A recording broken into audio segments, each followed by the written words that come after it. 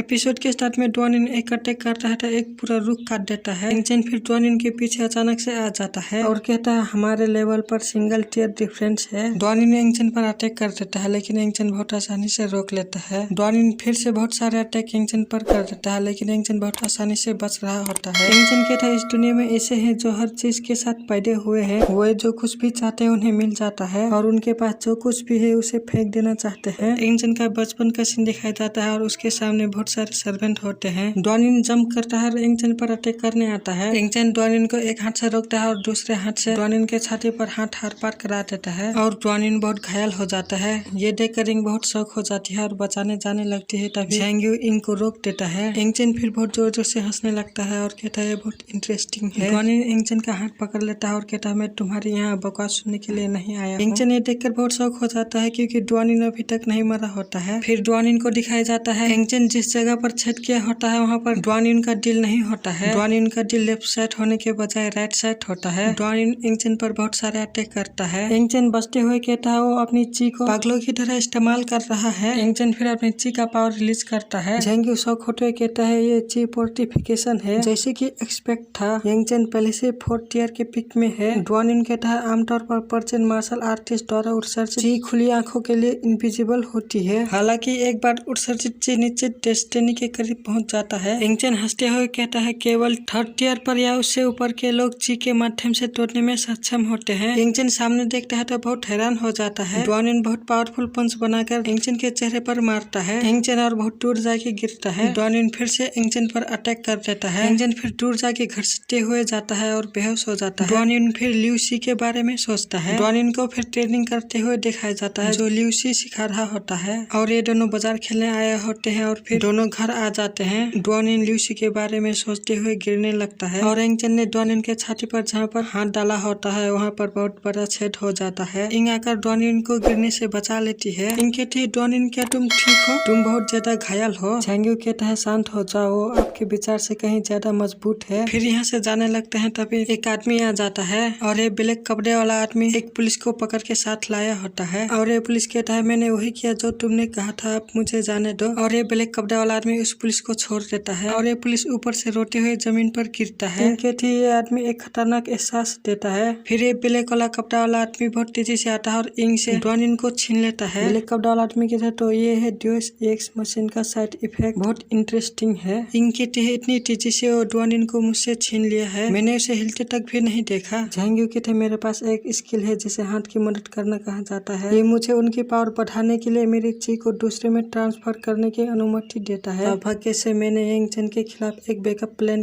तैयार किया है। ये केवल 8th टियर की तरह मजबूत होगी लेकिन हमें दुश्मन को डराने के लिए इतनी ही काफी है और दोनों के पावर एक जैसी हो जाती है। झेंग्यू कहते हैं हम आपके साथ कोई विवाद नहीं करना चाहते, मेरा सुझाव है कि आप चुपचाप चले जाएं। इंग अपने मन में सोचती है हालांकि मैंने वैसे ही किया जैसे मुझे बताया गया था, लेकिन क्या ये वाकई उसे डराने के लिए काफी है? ब्लैक कपड़ा वाला आदमी कहता है मेरा हेयर स्टाइल खराब हो गया था। इंग और ब्लैक कपड़े वाले आदमी के पास जाने लगती है। इंग फिर ब्लैक कपड़े वाले आदमी के पास से डॉनिन को छीन लेती है। ब्लैक कपड़ा वाला इंग से कहता है जब वो जागता है तो डॉनिन को ये बताओ कि वैनगार्ड स्क्वाड की नजर उस पर है और बाय बाय बोल के यहाँ से चला जाता है। झेंग्यू कहता है वो चला गया। इंग कहती है वो अंत में चला गया और झेंग्यू को अभी मदद करने के लिए धन्यवाद कहती है। तभी झेंग्यू अचानक से जमीन पर गिर जाता है। झेंग्यू अपने भारी इंटरनल चोट के साथ बहुत ज्यादा ची का उपयोग कर लेता है इसलिए जमीन पर गिर जाता है। तभी एक पुलिस आकर कहता है सिस्टर इंग मैंने आखिरकार तुम्हें ढूंढ लिया है, हमें आगे क्या करना चाहिए? इंग कहती है इन्हें हॉस्पिटल ले जाओ। फिर लिन फैमिली का विला दिखाया जाता है जहाँ पर यूनकियन और इंग एक साथ बैठकर बातें कर रहे होते हैं। इंग कहती है मुझे एक जगह प्रदान करने के लिए और हमें रहने के लिए मेडिकल देखभाल प्रदान करने में मदद करने के लिए यूनकियन को धन्यवाद कहती है। यूनकियन कहती है मैंने कभी नहीं सोचा था कि डॉनिन मुझे फिर से बचाएगा। इंग कहती है मैंने अपने ऑफिसर से सुना कि वो एक छोटी लड़की के साथ था, मैं मूल रूप से उसे इसके बारे में पूछने की योजना बना रहा था लेकिन वो लड़की मुझसे मिलने से डरती थी इसलिए वो हमारे बाकी लोगों के साथ मिलने से पहले ही चली गई। फिर डॉनिन को दिखाया जाता है जो लिसु दौड़ते हुए आ रही होती है। लिसु डॉनिन के ऐसे हालात देख के रोने लगती है। वो फिर इन दोनों अकेले बातें करने के लिए छोड़ देता है और खुद बाहर चला जाता है। लिसु कहती है डॉनिन हालांकि हम हमेशा हर रोज मजाक करते हैं लेकिन मैं लगभग खुश था जब तुमने मुझे रिजेक्ट नहीं किया। फिर पास्ट का सीन दिखाया जाता है जो लिसु बहुत सारे काम डॉनिन से करवाती है। डॉनिन कहता है अगर मुझे एक और मौका मिल सकता है अब मैं अपनी भावना से नहीं शर्माऊंगा। ये सब बातें डॉनिन सुन रहा होता है और कहता है कि मैंने जागने का मौका खो दिया है और अपने रोने जैसी शक्ल बना लेता है। इतने में ही आज का एपिसोड खत्म हो जाता है।